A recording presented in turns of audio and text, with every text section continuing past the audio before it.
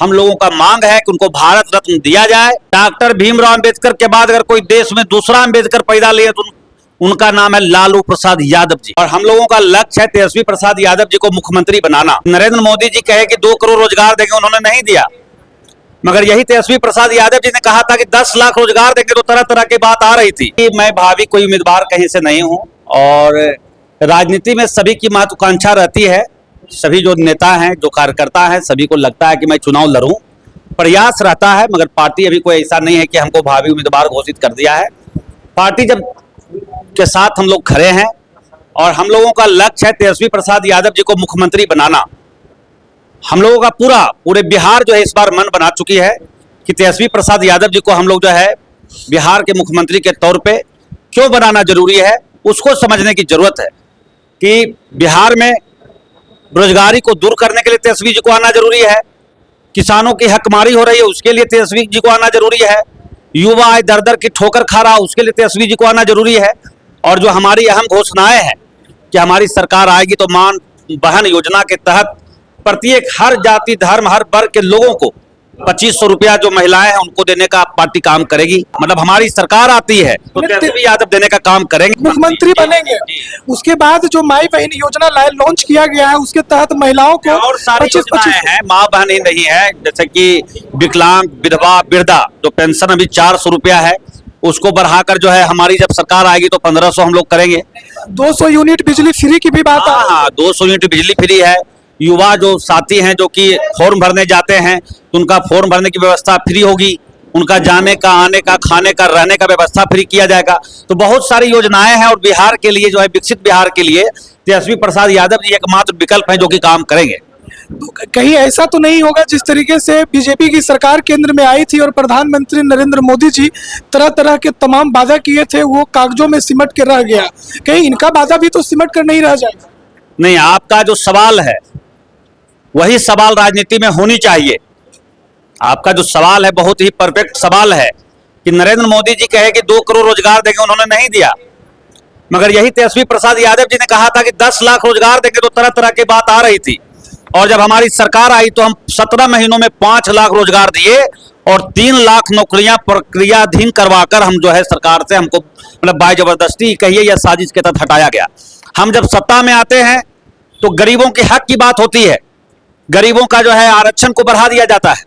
हम जब सत्ता में आते हैं तो लटका हुआ जो आपका जातीय जनगणना है वो हमारे राज्य में आने से हो जाता है, और जब हम चले जाते हैं सत्ता से बेदखल कर दिया जाता है तो गरीबों का आरक्षण छीन लिया जाता है।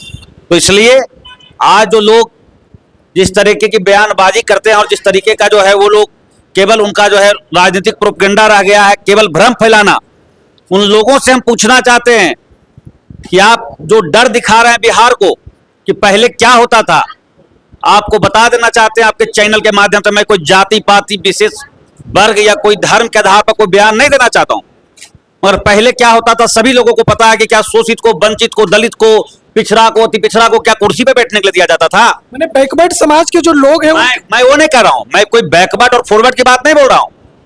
एक विचारधारा होती है अपने मन में कि हम कहीं न्याय के खिलाफ, अगर डॉक्टर भीमराव अंबेडकर के बाद अगर कोई देश में दूसरा अंबेडकर पैदा लिए तो उनका नाम है लालू प्रसाद यादव जी, जिनको आपके माध्यम से हम लोगों का मांग है कि उनको भारत रत्न दिया जाए। और भारत रत्न एक दिन उनको हम लोग जो है संघर्ष करके उनके लिए भारत रत्न लेकर ही रहे। जो विपक्ष के लोग हैं वो तो लालू यादव पे तरह तरह का आरोप भी लगा रहे हैं, वो कह रहे हैं कि लालू यादव चारा चोर थे, लालू यादव बिहार को लूट लिए, तो उनको भारत रत्न नहीं मिलनी चाहिए। इस पे आपका क्या? ये कौन लोग बोल रहे हैं? जो विपक्ष के लोग हैं। ये वही लोग बोल रहे हैं जो हमको कुर्सी पर बैठने नहीं देते थे, ये वही लोग बोल रहे हैं जो हमको तालाब में पानी पीने नहीं देते थे, ये वही लोग हैं जो हमको कुआं में पानी पीने नहीं देते थे। उनकी क्या विचारधारा है? डबल एमए करके अंबेडकर जी आए थे जो है अमेरिका से, और बैरिस्टर की पढ़ाई किए थे इंग्लैंड से। उतना पढ़ा लिखा आदमी हिंदुस्तान में नहीं था, और अंबेडकर जी अगर भारत आए तो उनको पानी पीने नहीं दिया गया, घड़ा नहीं छूने दिया गया, कुर्सी पर बैठने नहीं दिया गया, होटल का रूम और डेरा नहीं दिया गया। ये कौन लोग हैं देश में? लालू प्रसाद यादव जी के इन विचारों को तो लोग नहीं बोलता है कि देश में इस बात का सर्वे होना चाहिए कि मंदिर के बाहर भीख मांगने वाला की जाति क्या है, प्लेटफॉर्म और पर भीख मांगने वाला की जाति क्या है, स्टेशनों पर भीख मांगने वाला की जाति क्या है। तो ये बात देश में नहीं होती है। देश में जंगल राज किसको कहा जाता है? जंगली लोग, हम लोग को जंगली लोग कहा जाता था। हम लोगों कहा को तो जाता कहा है जाता था कि इसको कुर्सी पर बैठने का अधिकार नहीं है। हम लोगों को कहा जाता था इसको थाना, ब्लॉक और जिला जाने का अधिकार नहीं है। और वो लोग जब गांव से जिला में हम लोग आए, हम लोग डीएम साहब की ऑफिस में जाके उनके कुर्सी पर बैठे और अंबेडकर जी के 3 बातों को लालू जी ने लागू किया।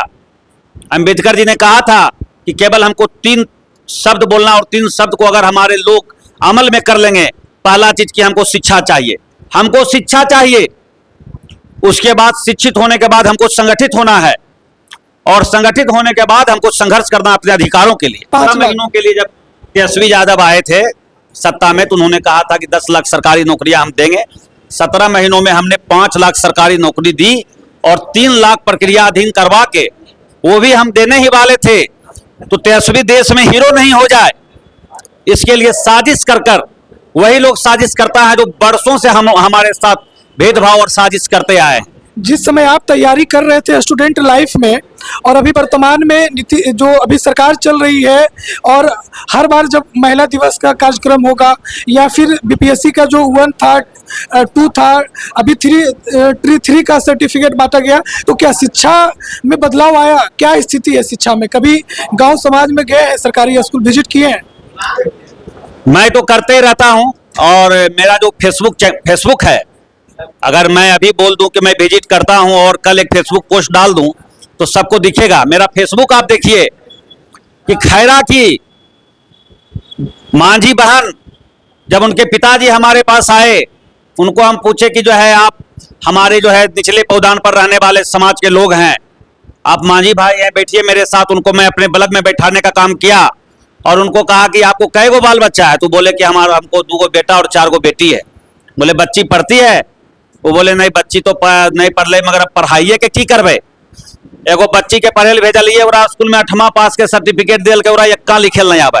एक्का लिखे लेना? नहीं, ये ऑन रिकॉर्ड वो बोले हैं, और हमारे फेसबुक पे अपलोड है, खोल के देख लीजिएगा आप।